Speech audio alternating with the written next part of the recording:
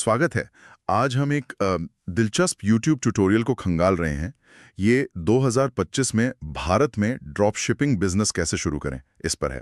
तो आज हम क्या करने वाले हैं, इस गाइड से जो सबसे ज़रूरी बातें हैं, मतलब स्टेप्स क्या हैं, कौन से दस्तावेज चाहिए और हाँ, कुछ खास रणनीतियाँ, वो सब निकालेंगे। कोशिश यही है कि ऑनलाइन स्टोर बनाने का रास्ता थोड़ा आसान लगे। तो चलिए शुरू करते हैं इसकी चीर-फाड़। ये चर्चा एक डिटेल्ड YouTube वीडियो पर आधारित है। ठीक है, तो सबसे पहले ये ड्रॉप शिपिंग का फंडा क्या है, एकदम बेसिक लेवल पे। मतलब आप एक ऑनलाइन स्टोर खोलते हैं। हाँ, आपकी वेबसाइट। हाँ, मेरी वेबसाइट। ग्राहक वहां ऑर्डर करता है, फिर मैं सप्लायर को बताता हूँ और वो सप्लायर जिसके पास असल में सामान है, वो सीधा ग्राहक को भेज देता है। सही, आपको स्टॉक रखने की जरूरत नहीं। एग्जैक्टली। और स्टोर बनाने के लिए ये गाइड शॉपिफाई को काफी आसान बता रहा है। में ऐसे सप्लायर ढूंढना जो शॉपिफाई से मतलब आसानी से जुड़ जाएं, ऑटोमेटिकली सब सिंक कर लें, वो थोड़ा मुश्किल है। अच्छा। हाँ, गाइड कुछ नाम लेता है, जैसे रोपोजो और डुप्ली। रोपोसो को शायद थोड़ा बेहतर बताया है। ये ऑटोमेशन वाली बात इसलिए अहम है क्योंकि सोचिए, वरना एक एक प्रोडक्ट मैन्युअली ऐड करना, वो कितना टाइम लेगा। हाँ, बात तो सही है। फोकस तो मार्केटिंग पर होना चाहिए। अच्छा, चलो मान लिया, सप्लायर मिल गया, स्टोर का एक बेसिक ढांचा बन गया। अब लीगैलिटीज, भारत में बिजनेस चलाना है तो क्या कागजात चाहिए? गाइड के हिसाब से देखिए, GST number, goods and services tax, ये तब चाहिए जब आपकी साल की कमाई 15 लाख से ज्यादा हो। ओके, 15 लाख। हाँ, और एक करंट अकाउंट बैंक में, जिसके लिए अक्सर जीएसटी नंबर लगता ही है।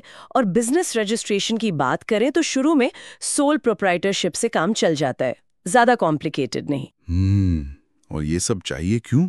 मतलब पेमेंट कैसे लेंगे, ऑनलाइन? बिल्कुल सही सवाल। रेजर पे जैसे पेमेंट गेटवेज है ना, जो ऑनलाइन पेमेंट प्रोसेस करते हैं, वो ये सब मांगते हैं। जीएसटी, करंट अकाउंट, इनके बिना वो आपको एक्टिवेट नहीं करेंगे शायद। तो ऑनलाइन पैसा लेना मुश्किल। समझ गया। और यहाँ एक और मजेदार एंगल है गाइड में। अगर आप इंडिया से बाहर बेचना चाहते हैं, जैसे अमेरिका में। ओह, इंटरनेशनल। हाँ, तो प्रक्रिया बिल्कुल अलग है। गाइड कहता है आपको शायद एक अमेरिकन एलएलसी बनानी पड़े, मतलब limited liability company, EIN number लेना पड़े जो टैक्स आईडी जैसा होता है, और हो सकता है एक अमेरिकन बैंक अकाउंट भी।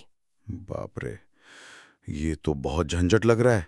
क्यों करेगा कोई ये सब? इसका एक बहुत बड़ा स्ट्रेटेजिक फायदा बताया गया है गाइड में, टैक्स। टैक्स? हाँ, विदेश से जो कमाई होगी उस पर शायद 0% टैक्स लगे, सोचिए।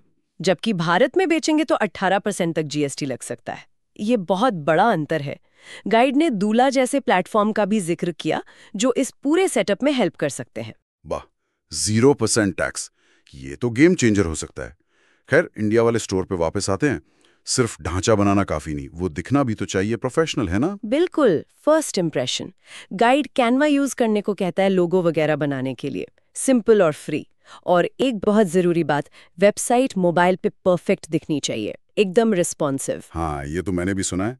ज्यादातर लोग फोन से ही शॉपिंग करते हैं आजकल। गाइड तो कहता है लगभग 90% ट्रैफिक मोबाइल से आता है, तो मोबाइल एक्सपीरियंस तो टॉप पर होना चाहिए। और वो पॉलिसी वाले page, refund policy, privacy policy. हाँ, वो बहुत जरूरी है। Refund policy, privacy policy, terms and conditions.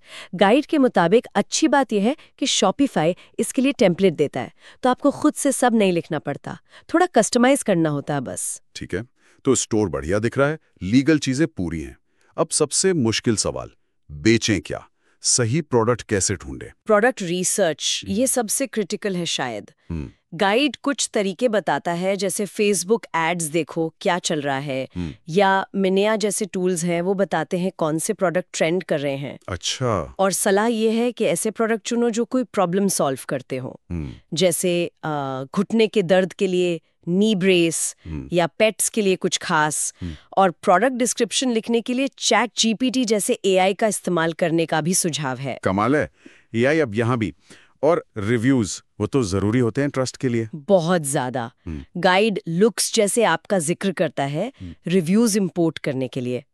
Customer reviews देखकर ही लोग भरोसा करते हैं आजकल। और मान लीजिए कस्टमर ने खरीदने का मन बना लिया, चेकआउट कैसा होना चाहिए? एकदम सिंपल। गाइड 1 पेज चेकआउट की बात करता है, मतलब कम से कम क्लिक्स, कम से कम डिस्ट्रैक्शन, ग्राहक भटके नहीं। और पेमेंट, भारत में तो COD बहुत चलता है, से फ्री शिपिंग जैसा दिखाते हैं अक्सर। और हाँ, ग्राहक का फोन नंबर लेना भी जरूरी बताया गया है। डिलीवरी कंफर्मेशन, अपडेट, सब के लिए। ठीक है, आप सब सेट हैं। ग्राहक लाए कहाँ से? मार्केटिंग। गाइड का फोकस फेसबुक एड्स पर है और उसमें भी सही टारगेटिंग, जैसे लोकेशन। गाइड कहता है जम्मू कश्मीर, नॉर्थ ईस्ट को शायद अवॉइड करें शुरू में, क्योंकि वहां डिलीवरी थोड़ी मुश्किल हो सकती है। अच्छा, ये प्रैक्टिकल बात है। हाँ, और एज ग्रुप, जैसे बच्चों के प्रोडक्ट्स हैं तो 25-35 साल की ऑडियंस। सही लोगों तक ऐड पहुंचाना जरूरी है। और फिर बिक्री बढ़ाने के लिए अपसेल या क्वांटिटी डिस्काउंट जैसी चीजें भी बताई गई हैं। तो अगर हम इस पूरी चर्चा को समेटें, तो गाइड के हिसाब से भारत में ड्रॉप शिपिंग के लिए क्या चाहिए? एक सही प्लेटफॉर्म जैसे शॉपिफाई, एक भरोसेमंद सप्लायर जो ऑटोमेट हो सके जैसे रोपोसो, जरूरी कानूनी दस्तावेज जैसे जीएसटी, करंट अकाउंट, एक बढ़िया दिखने वाला mobile friendly store, problem solving product, आसान चेकआउट जिसमें सीओडी हो और बिल्कुल टारगेटेड फेसबुक मार्केटिंग। हाँ, मोटे तौर पर यही है। ये सब तो हुआ सेटअप, लेकिन गाइड के इशारों से ये भी लगता है कि असली खेल तो इसके बाद शुरू होता है। ग्राहक को समझना, मार्केट के हिसाब से बदलते रहना। और ये सवाल तो रहता ही है, क्या सीक्रेट सॉस बेहतरीन प्रोडक्ट है या फिर वो मार्केटिंग मशीन जो उसे बेचती है? शायद दोनों का मिक्स। ये सोचने वाली बात है।